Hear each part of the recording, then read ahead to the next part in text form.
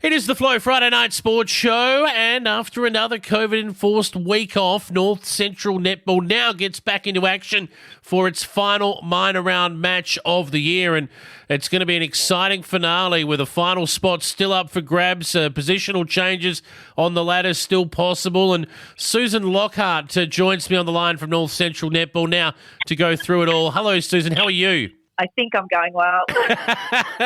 Oh, your head must be spinning at the moment, and I'm sure you're not alone. Look, I understand it would have been a tough time for anyone involved in administration. Unfortunately, last week couldn't get a game going because of the restrictions. You're back now, no crowds, COVID regulations to get your head around. It must be tough. It is, and look, to come out unexpectedly on Tuesday and let us free us up to make some decisions coming into this week. But then even with that many days in between, you weren't sure whether we were even going to get to Saturday without another lockdown. Those things just keep playing on your mind.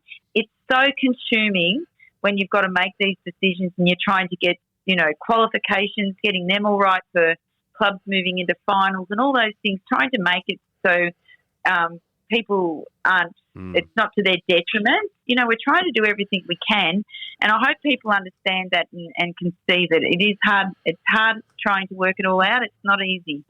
Absolutely, it's not. And whilst we predominantly look at the A grade, and we're going to talk about a team that's probably been disadvantaged more than others, than anyone else by what's gone on with COVID and the games that were abandoned.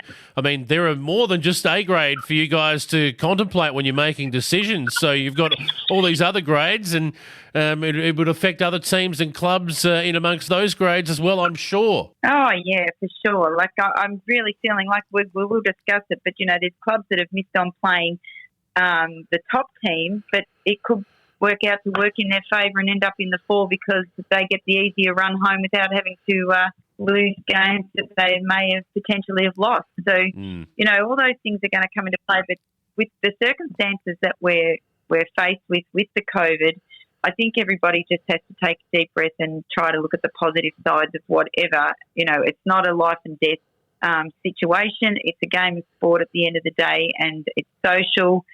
And, we're trying to just keep ourselves fit and healthy here in the country and keep close communities, keep that touch going. That's what it's all about at the end of the day. You're right. And look, it's been tough. I wouldn't want to be an administrator at the moment, but it's left us with a ladder looking like this.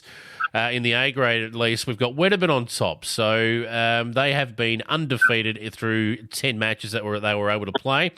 Bort are in second position on the ladder at the moment on percentage from Charlton. Both have had 7 wins and 3 losses. Birchip Watcham, now we'll talk more about their conundrum in a moment. They are 5 wins, 4 losses, and currently inside the top 4. Donald are 4 wins, 5 losses, currently outside the top 4 in 5th spot. Sea Lake Nandaly have had 4 wins and 6 losses, and they're on 16 premiership points as a result and can't make the finals, which proof Narraport and St Arnaud have only had the 1 win each to be at the bottom of the ladder. So it leads us to what now is the last round of matches, and there can be some changes on this ladder, can't there?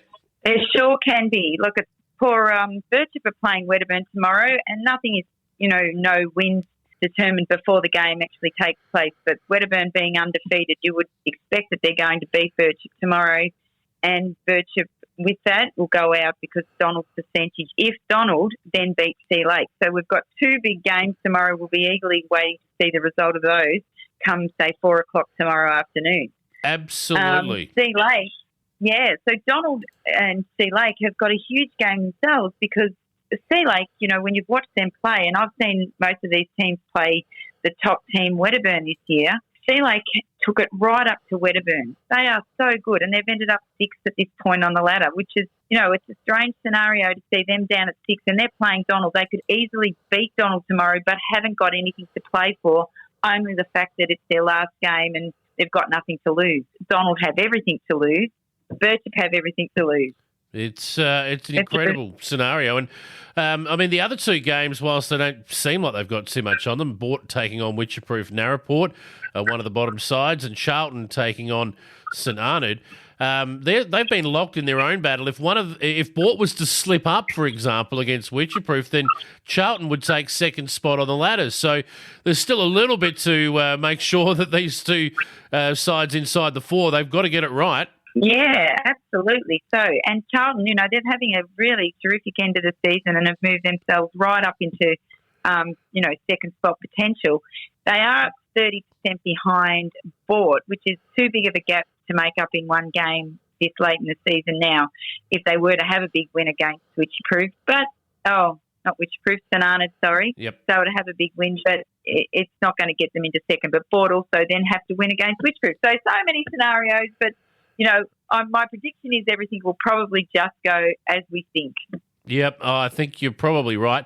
And that'll leave us with what it leaves us with. But, I mean, we won't know that before the games are played. That's why they're played on courts and not on paper, I guess, Susan. That's it. No, that's right. And in your mind can be a naughty old thing and can tell you silly things and make up stories. It's not even going to happen. Well, it should be an interesting round of matches. Susan, anything else before we wrap it up? Next week there's been a decision made. There'll be a bye next weekend. We won't be going straight into finals. Right. And that decision's come about based on the fact that Melbourne is still in lockdown. With Melbourne in lockdown, we have Donald Football Club in particular, because they're in the four now of the seniors. They have players coming out of Melbourne, quite a few of them, and they wouldn't be able to field its finals team. So they're holding off having a week, because I think Melbourne is definitely going into lockdown next week for another week. I think that's probably been said already, hasn't it? Yep.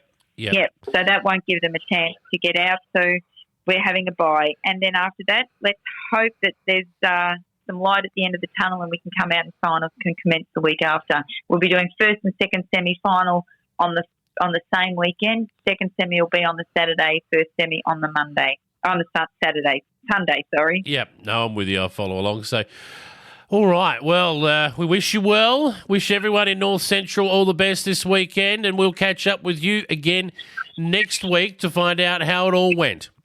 Yeah, good on you, Jason. Thanks so much. Bye-bye.